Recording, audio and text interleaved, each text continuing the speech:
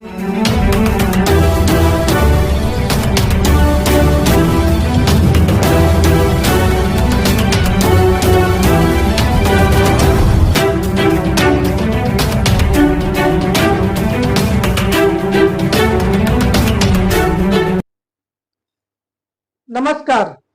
PCR news में मैं रोहित चौहान आपका हार्दिक स्वागत करता हूं। करो तो मैं बताऊं, आपका सवाल मैं खुद ही उसका जवाब दे रहा हूं। मैंने शिवसेना क्यों ज्वाइन की, जबकि पहले से ही मैं शिवसेना के खिलाफ था। आपका यही कहना है ना। शिवसेना ज्वाइन करने का कारण मेरा शहर है, मेरे शहरवासी है। मुझे शहर की डेवलपमेंट चाहिए, पावर से ज़्यादा मुझे डेवलपमेंट में इंटरेस्ट है।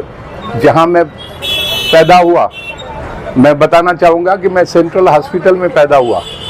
आज पप्पू कालानी यहाँ तक पहुँचे हैं, तो कारण मेरा शहर सबसे आगे है। शहर के लिए मैं कुछ भी कर सकता हूँ और मुझे शहर की डेवलपमेंट चाहिए। वही एक कारण है कि मैंने शिवसेना तीर कमान हाथ में लिया। नहीं तो पहले से ही तीर कमान के साथ में मेरी कभी लगी नहीं। मगर अभी का वक्त बहुत अलग है। वो 80s का और अभी के वक्त में 45 साल हो गए। अभी का वक्त बहुत अलग है। अभी भाईचारे का खेल चल रहा है कि डर नहीं हो, भाईचारा हो।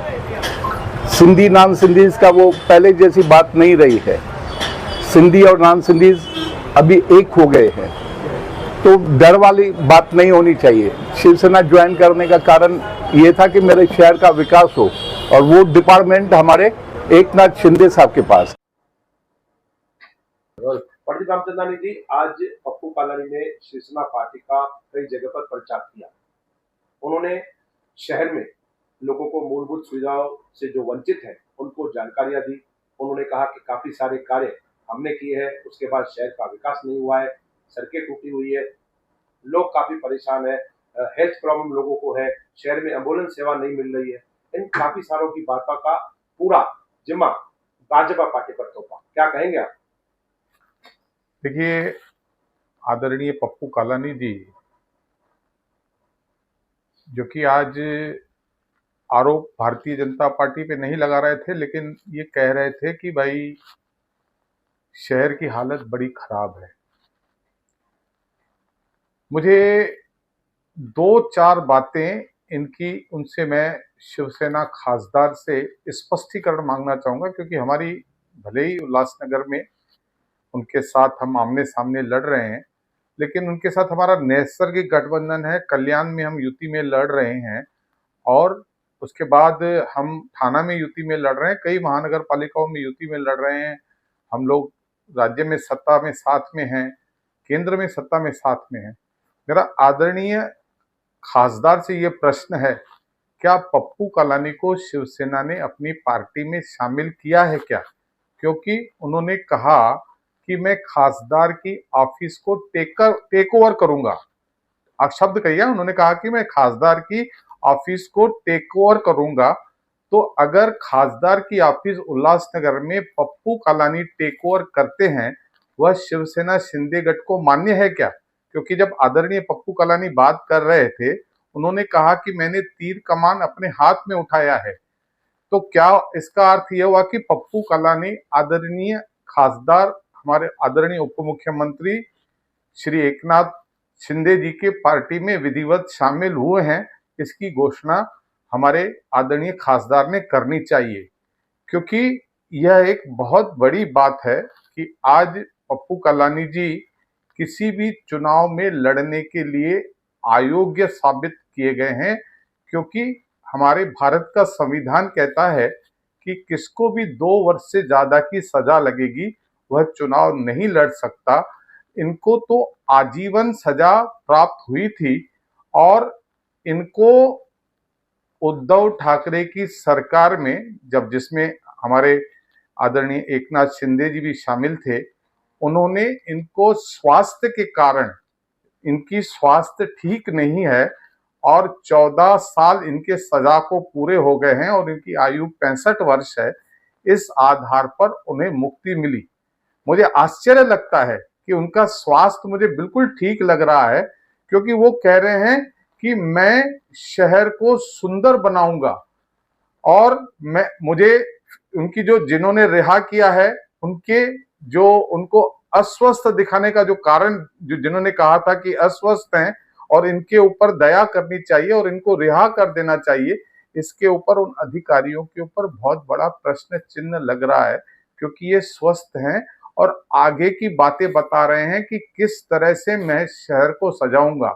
उन्होंने कहा कि मैं सारे शहर को बहुत अच्छी ये दे सकता हूं, क्योंकि ये कह रहे थे कि जो शिवसेना है उसमें मैंने अपने आप को इसलिए शामिल किया, मैं पहले शिवसेना का विरोधी था।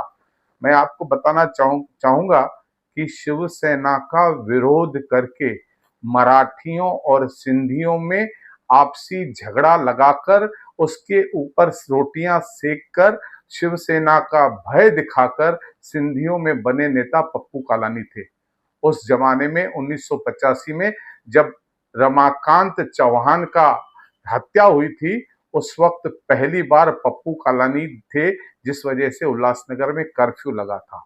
और इन्होंने केवल मराठी और सिंधी भाषियों में ये डर दिखाया, कहा कि शिवसेना वाले बहुत बड़े असामाजिक तत्व हैं और उससे पप्पू कालानी आपको बचाएगा।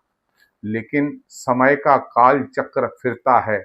आज वो कहते हैं कि आज परिस्थितियां हैं कि सिंधी और मराठी में दोस्ताना संबंध होना चाहिए। तो तब ऐसी बात नहीं थी क्या? तब सिंधी और मराठी, जब पूरे महाराष्ट्र में सिंधी जहां जहां रहते हैं, पूरे महाराष्ट्र के छोटे छोटे शहर में रहते हैं, वहां सिंधी मराठी हमेशा प्रेम भाव से रहते हैं। इसका मतलब आप अपनी बात को खुद ही मान रहे हैं कि उस वक्त क्योंकि 80% सिंधी यहाँ की जनता थी, उसको मैंने पोलराइज किया और सत्ता का मजा लिया। आज मेरी परिस्थिति खराब हो गई है, मेरे पास इतनी ताकत नहीं रही, तो मैं क्या कर रहा हूं, मैं शिवसेना की गोद में जाकर उसी गोद में बैठ रहा हूं जिस शिवसेना का विरोध कर कर मैं पिछले 30 सालों से सत्ता का सुख भोग रहा था। देखिए, 1990 में इसी आधार पर विधायक बने, 1995 में विधायक बने, 1995 के बाद 1999 में विधायक बने, 2004 में विधायक बने और उसके बाद फिर इनकी पत्नी 2014 में विधायक बनी। ये खुद नगराध्यक्ष बने, इनकी पत्नी आदरणीय ज्योति कालानी नगराध्यक्ष बनी, उसके बाद आदरणीय ज्योति कालानी महापौर बनी, स्टैंडिंग कमेटी बनी। इतने पद आपने भोगे हैं और शहर की हालत ऐसी है। पप्पू कालानी साहब जी, आपके प्रति मुझे बहुत प्रेम है, मैं आपका आदर करता हूं, तो क्या आपने ये नहीं बताया था कि शहर को सिंगापुर बनाएंगे? वो वायदा कहां चला गया? आपने कहा था कि शहर में मैं ऐसे दूंगा, आप कह रहे हो कि शहर की पहली सीमेंट की सड़क आपने बनाई थी। अरे, पहली सीमेंट की सड़क 1968 में नेहरू चौक से लेके सीरू चौक तक आदरणीय प्रहलाद आडवाणी जी ने बनाई थी। पहली सड़क 1982 से 84 के बीच अपना 17 सेक्शन से शिवाजी चौक तक आदरणीय प्रहलाद आडवाणी ने बनाई थी। पहली सोडियम लाइट का जो सपना था आदरणीय प्रहलाद आडवाणी जी का था। आप कहते हो अवैध निर्माण बने हैं, आप कहते हो कि अवैध निर्माण बने हैं और लोग पलायन कर रहे हैं। अरे, आपके जमाने में खुली छूट दी गई, इलीगल अनधिकृत जो जितनी बिल्डिंगें गिर रही है ना, जितने लोग मर रहे हैं ना, उसके कारण जो है आदरणीय पप्पू कालानी साहब, आपका प्रशासन था। आनन फानन में 20 रुपए स्क्वायर फुट की कमीशन ली जाती थी और इस शहर में कि कोई FSI का कानून नहीं चलता था। कहते हैं ना कि गलती खताओं से होती है, सजा सदियां भुगतती है। आपके कारण 1986 से पहले यह शहर शांति प्रिय शहर था। एक बार भी कर्फ्यू नहीं लगा था, कोई अवैध निर्माण नहीं था, कोई बिल्डिंग नहीं थी। 1986 से लेकर 2007 तक आप महानगर पालिका में भी सत्ता में थे और आप विधानसभा में भी थे। लेकिन आज मुझे ये कहने में बड़ा दुख हो रहा है कि आप पलायन कर रहे हैं लोग। आप अपनी बातें आज भी बता रहे हो कि मैंने 1985 में काम किया था। 1985 को आज 40 वर्ष हो गए। कितने शहर कहां से कहां पहुंच गए, कल्याण कहां था कहां पहुंच गया, ठाणे कहां था कहां पहुंच गया, हम आज तक यहीं पर हैं और आज फिर कहते हो कि मुझे सत्ता दो। अरे आखिर सत्ता पाने के लिए आप कितनी पार्टियां बदलोगे? पहले आप कांग्रेस में थे, आरपीआई में थे, उसके बाद आप अपक्ष रहे, उसके बाद अब शिवसेना में आए। ऐसी कौन सी पार्टी रही है जो आपने छोड़ी है केवल सत्ता पाने के लिए? और कर हो क्या रहा है? अभी अभी विधानसभा में आपने घर घर जाकर अपने पुत्र के लिए मतदान मत मांगा, वोट मांगे, लेकिन क्या हुआ उस वक्त? उस वक्त जनता ने आपको हरा दिया और इतनी बुरी पराजय हुई और उसके बाद आपको लगता है कि अब कालानीज का साम्राज्य खत्म हो जाएगा तो आपको किसी बैसाखी की जरूरत पड़ती है और वो बैसाखी आपको शिवसेना के रूप में आपको श्वास देने का प्रयास कर रही है। अरे मैं कहता हूं कोई भी व्यक्ति इस शहर में इसलिए रह रहा है क्योंकि उसका इस शहर से प्यार है। कोई भी नया बच्चा जो जैन जी है, जो नौजवान है, वो इस शहर में रहना नहीं चाहता, यहां से पलायन करना चाहता है। इस सब के लिए जवाबदार कौन है? इसका आपको आत्मचिंतन करना चाहिए। किस तरह का आप शहर आपने बनाया? आपने कहा सिंगापुर बनाएंगे, आज फिर कहते हो कि खड्डों, शहर में खड्डे हैं, शहर में ये समस्याएं हैं, एकनाथ शिंदे साहब का मैं साथ रहूंगा तो विकास कर लूंगा। तो मैं क्या ये पूछ रहा था, जब इस पीरियड के दौरान खड्डे थे, शहर में समस्याएं थी, तब एकनाथ शिंदे उस हमारे यूडी डिपार्टमेंट के मंत्री नहीं थे?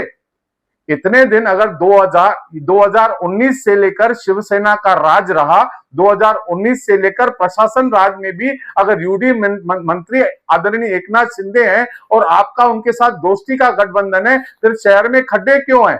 शहर में पानी की समस्या क्यों है? शहर में कचरे का डंपिंग ग्राउंड क्यों है? यानी आपको सत्ता मिलेगी तब तक आप इंतजार कर रहे थे क्या कि बाद में हम कहेंगे एकनाथ शिंदे साहब अब हम राजा बन गए हैं, अब हम शहर का विकास करेंगे?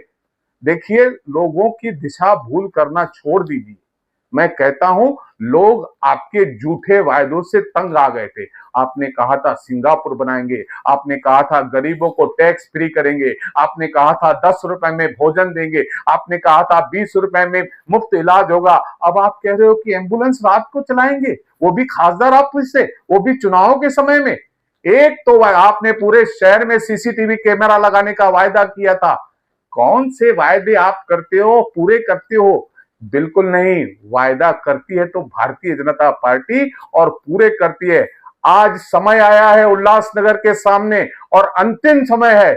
इस बार भारतीय जनता पार्टी को स्पष्ट जनादेश दें, पूरा जनादेश दें, निर्णायक जनादेश दें, अन्यथा इस तरह के गठबंधन, अनैसर्गिक गठबंधन जो शिवसेना के जीवन भर विरोध में रहे, वही शिवसेना के साथ चल के एक ऐसा अनैसर्गिक गठबंधन बनाएंगे, उससे शहर का कभी भला नहीं हो सकता।